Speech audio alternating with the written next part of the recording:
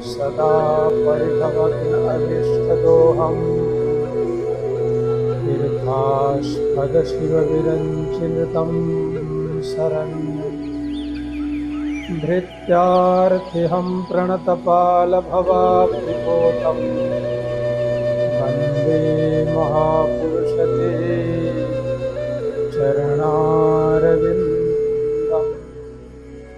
वन्दे महापुरुषते चरणारविन्दम्।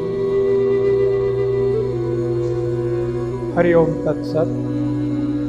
आज की ऋषि चिंतन में आप सबको हार्दिक स्वागत है, वंदन है, अभिनंदन है। आज का स्वाध्याय में शीर्षक रहेगा सच्चा धन कहाँ है। आइए हम स्वाध्याय में चलते हैं कि ऋषियों का चिंतन में ऋषियों ने किसको सच्चा धन मानते हैं, इसका हम स्वाध्याय करते हैं।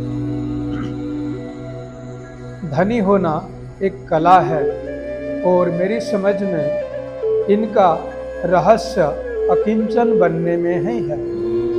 अकिंचन होने पर ही हम सब कुछ प्राप्त करने का अधिकारी होते हैं।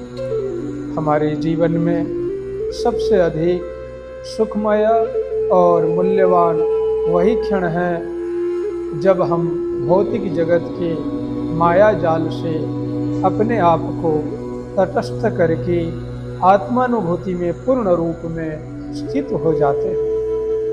इन क्षणों को प्राप्त करने का सौभाग्य तभी प्राप्त होता है जब हम दिव्य सौंदर्य के सम्मुख होते हैं, अन्यथा नहीं।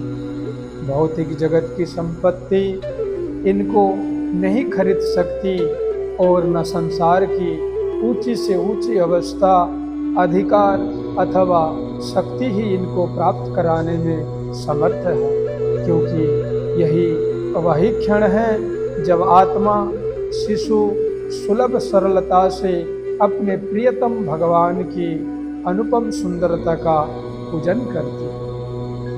मनुष्य का सुंदरतम अर्थात सर्वोत्तम सुखमय क्षण ही उसका सबसे अधिक मूल्यवान समय होता है।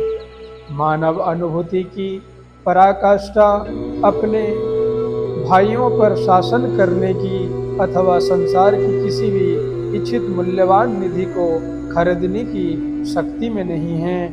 वास्तविक संपत्ति तो आत्मा की अनुभूति से ही प्राप्त होती है। सुख की व्यावहारिक मुद्रा अर्थात चलतु सिक्का प्रेम है। प्रेम की परिधि सीमित नहीं है और न उसका कोई प्रकार ही होता है। प्रेम प्रेम है, वह लौकिक हो अथवा आध्यात्मिक, किंतु हो पूर्ण, असंदिग्ध तथा निस्वार्थ तो निश्चय ही चमत्कारी, शक्तिशाली और भवबंधन से मुक्ति का साधन होगा।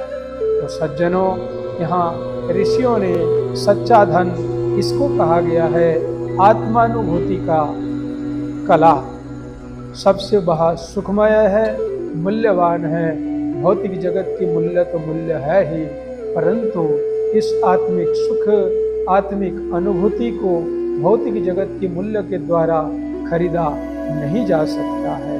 इसलिए मनुष्य जीवन में आत्मानुभूति का कला योग ध्यान के द्वारा संपादित होती है।